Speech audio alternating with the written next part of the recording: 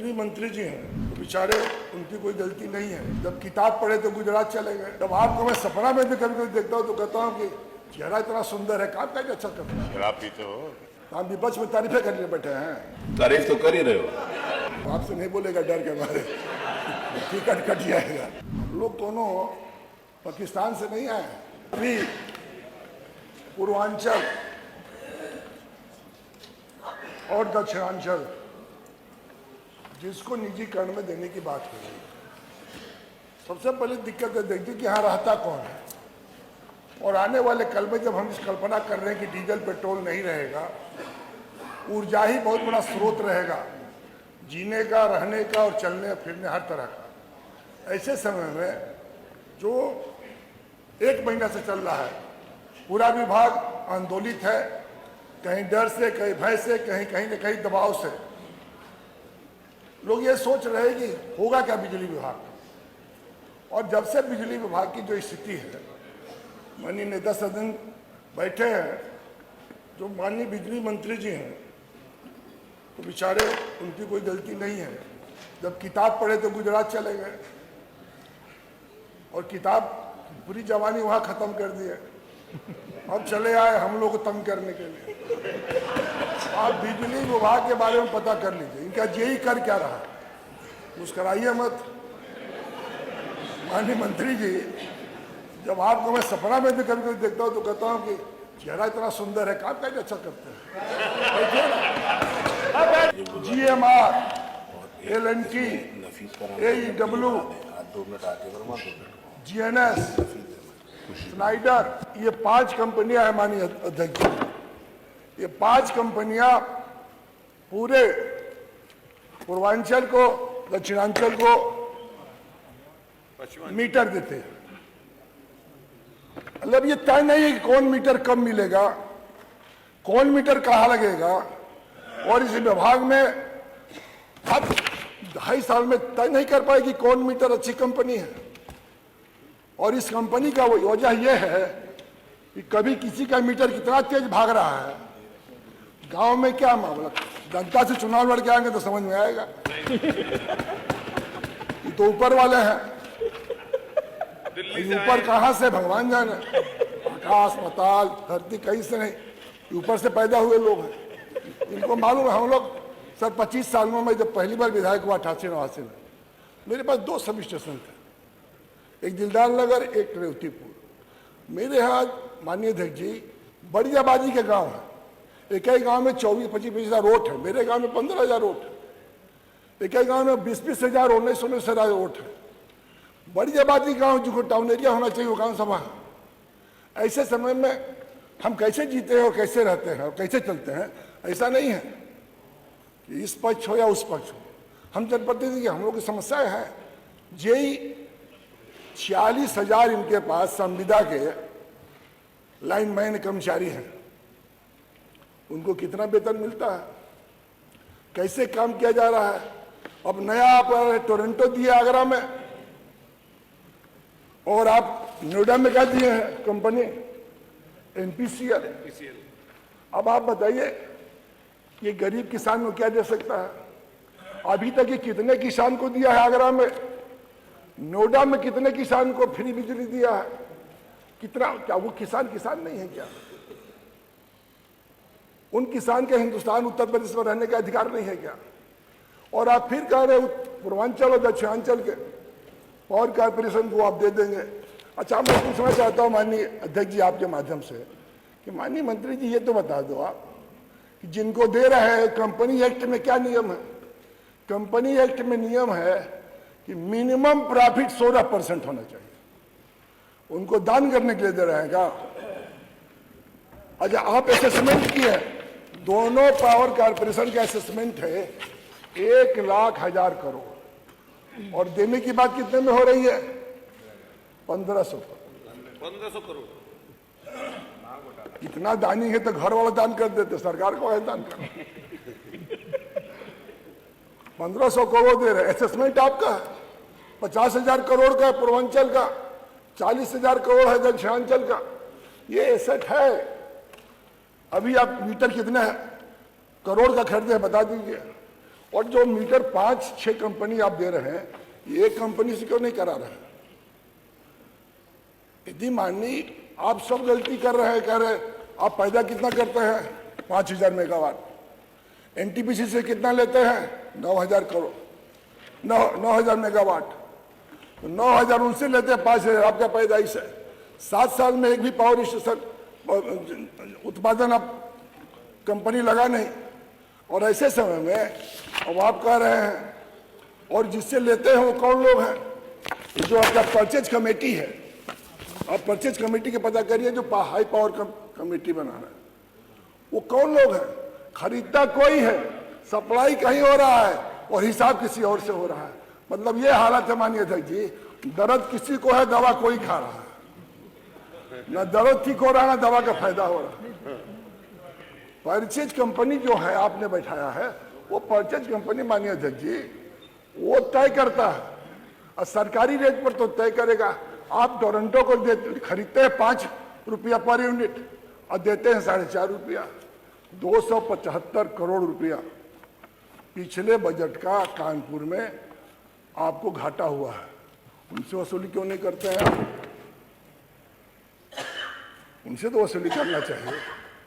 और हर चीज बेचने के लिए थोड़ी बना है, सरकार धंधा करने के लिए थोड़ी आई है माननीय अध्यक्ष जी। वेलफेयर, अच्छा शराब में इतना आमदनी हो रहा है, माननीय नेता सदन ने भी कहा कि शराब में इतना 1000 करोड़ का फायदा हो रहा है। तो हम तो ये नहीं पूछते हैं कि कहाँ खर्च कर रहे हैं। बिजली का माननीय अध्यक्ष जी, शराब वाले में आपका योगदान है कि नहीं है?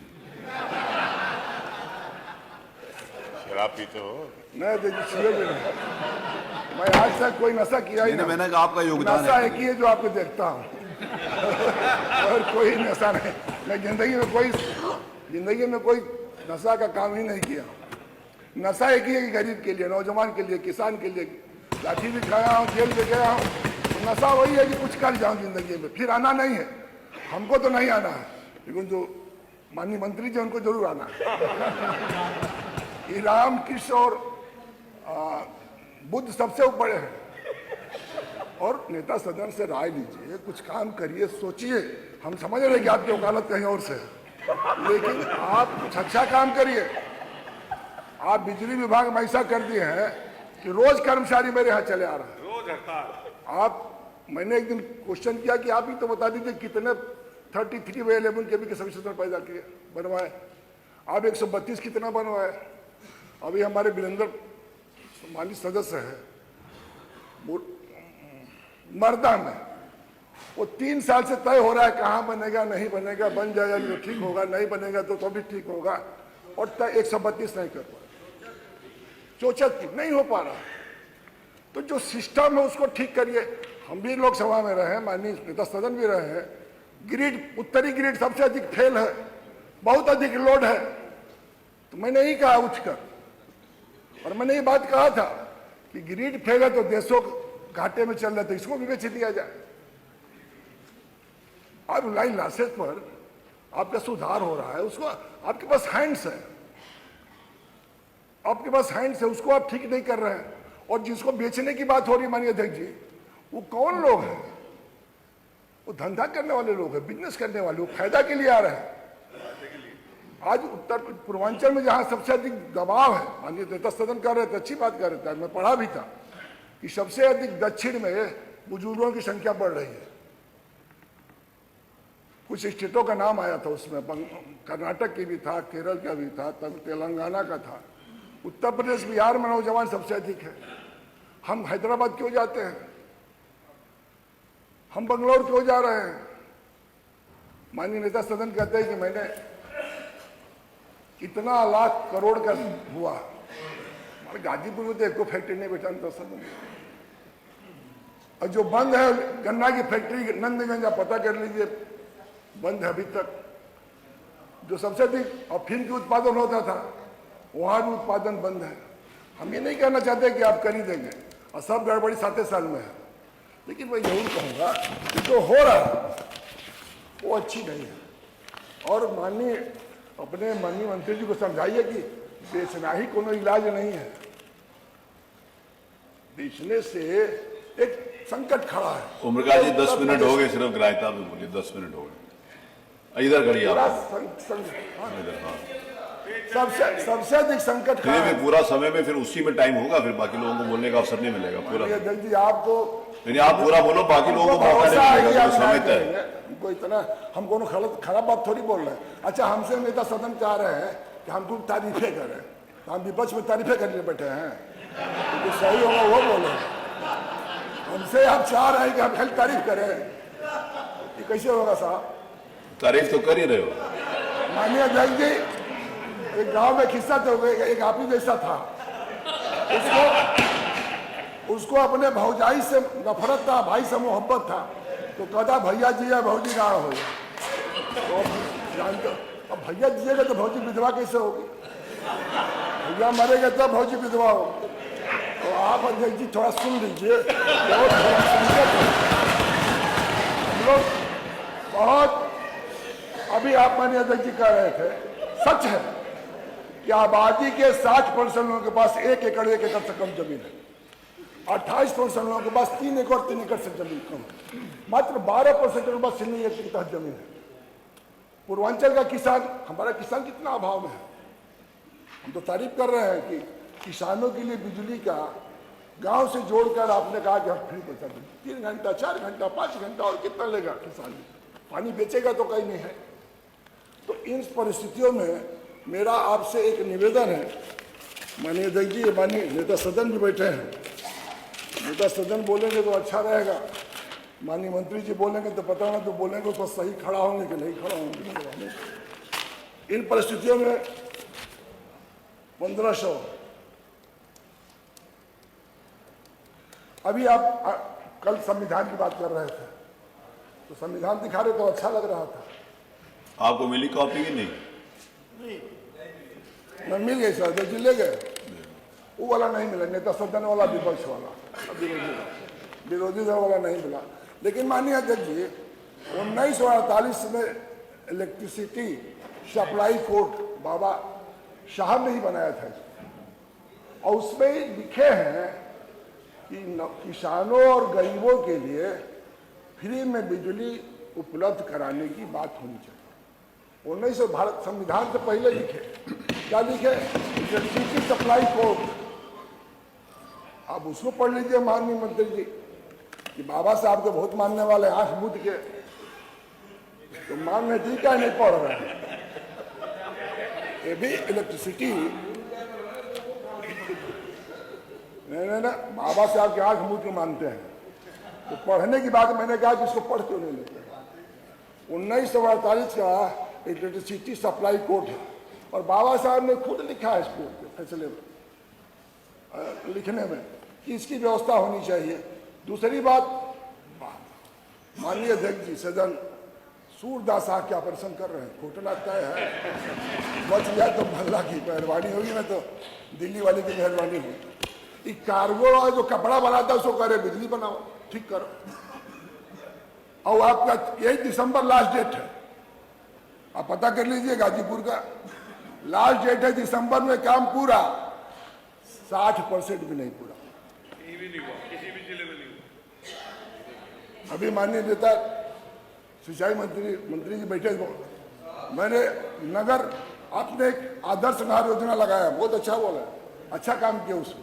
तो कुछ अच्छा काम भी करने का प्रयास करिए, खाली हर चीज गलते काम करिएगा और बोलिएगा नहीं। आपको क्या लगा है 6 महीने के बाद सेंटर में तो घर चले जाइएगा? हम लोग कहाँ जाएंगे? हम एक बार और आपके अध्यक्ष से बात खत्म करूंगा, नेता सदन भी है, नेता सदन आप मन को थोड़ा सा बड़ा कर लीजिए। हर विधायकों को कहे कि 25 करोड़ रुपया दूंगा, लेकिन हम लोग मान लीजिए, हम लोग का मान लिया कि विपक्ष के हैं, तो आपने कहा कि 25 करोड़ रुपया दूंगा हर विधानसभा में। 5 करोड़, 6 करोड़, अरे 6 करोड़, सॉरी 6 करोड़ कुछ करा दीजिए। उधर वाला भी हम लोग से बोलता है, आपसे नहीं बोलेगा डर के मारे, टिकट कट जाएगा। लेकिन सत्य है कि जितने जनप्रतिनिधि बैठे विधायक, हमसे बात होती है, तू खुश बाड़ा, तो कहता क्या खुश बाड़ी, दर्द तो कुल में बताई कैसे। ये हालत है, कुछ करा दीजिए। इधर का हम लोग भी 403 में आते हैं। विधानसभा है माननीय अध्यक्ष जी, 403 में हम लोग भी आते हैं। आपका तो नजर दृष्टि ठीक होगी, दोनों बरोबर देखते हैं। तो हम लोग भी 403 में हैं। हम लोग दोनों पाकिस्तान से नहीं आए हैं, उत्तर प्रदेश के विधानसभा के ही मानक से चुन के आए हैं। काम होना चाहिए, और काम होने के लिए मैं इतना ही निवेदन करके अपनी बात खत्म करूंगा कि बिजली विभाग को माननीय नेता सदन प्राइवेट को मत जाने दें। इसको जाने से